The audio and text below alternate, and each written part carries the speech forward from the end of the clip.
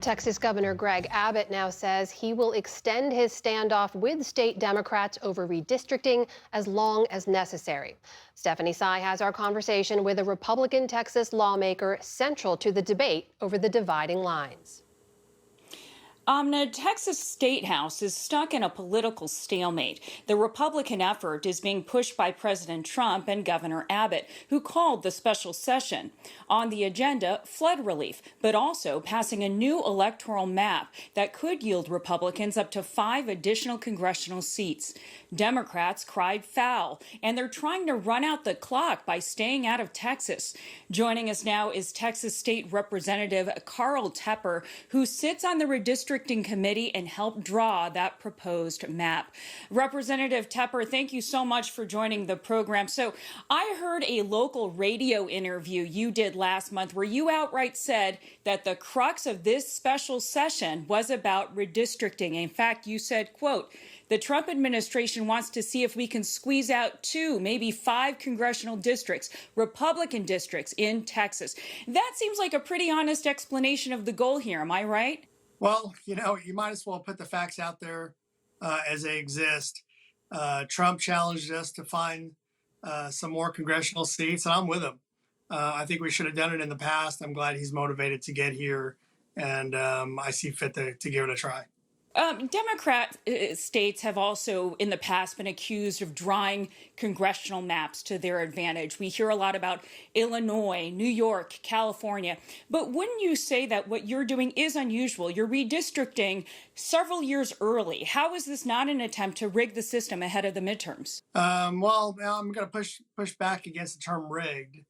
I think the system's been rigged against us, and we're just responding. You represent Lubbock. That's in western Texas. That part of Texas, from what I understand, would not be affected by this new map. But I understand the parts that would be affected are big cities like San Antonio, Houston, Dallas, Austin. That is also where a lot of Black and Hispanic Texans live and vote. Do you think this new map is a fair representation of Texans? It's not fair enough. Hispanics voted 54 to 55% for Donald Trump last election, and that's a really troublesome dynamic for the Democrats right now, where a huge swath of Hispanics are jumping over to the Republican side. They didn't like seeing illegal immigration, human trafficking, the drug trade, their jobs being stolen by illegal immigrants, and they are looking to Donald Trump for answers. And heck, they voted for Donald Trump. And wherever we set the lines down, we're going to be representing them better. You're part of the redistricting committee, so I understand you have a role in how this new map was created. I heard you say on this interview something really interesting, that you know where the voters are. You know who, for example, has a membership with the NRA. You know who subscribes to a liberal magazine like Mother Jones. So how can this be anything other than sort of making it so Republicans are advantaged in a way that you draw this map? That's allowed. We're not allowed to draw by race, but we are allowed to be partisan in drawing of the maps, and that's what we're going to do. The courts have been very clear on that, and that's absolutely what we're doing. We're not going to try to fool you. We're not going to lie to you. These are partisan maps, and these are maps that, frankly, are going to be representing our constituents and our voters better. Tell me how all of this is affecting other items on your agenda in this special session, notably relief funds for Central Texas, which had those horrible floods earlier this summer. Yeah, our redistricting process is not holding up any other issue.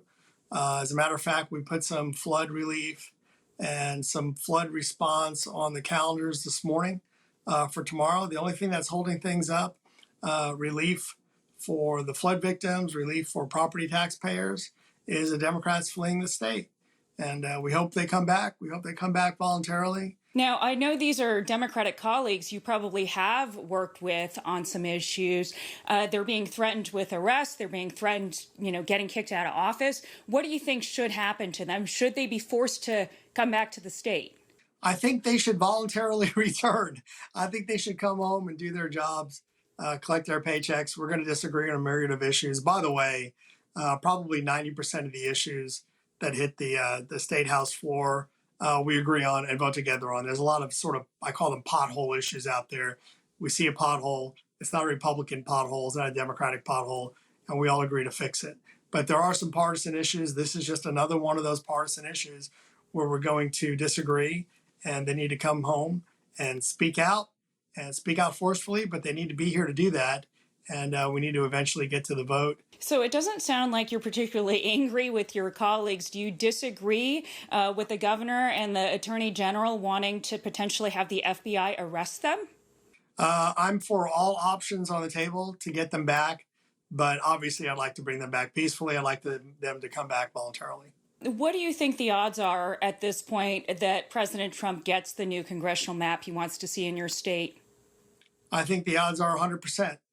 Eventually, we're going to get a quorum, and we're going to stick to our guns.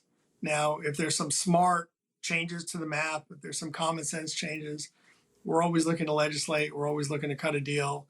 We're always looking to negotiate. That is Texas State Representative Carl Tepper. Thank you. Thanks. Appreciate it.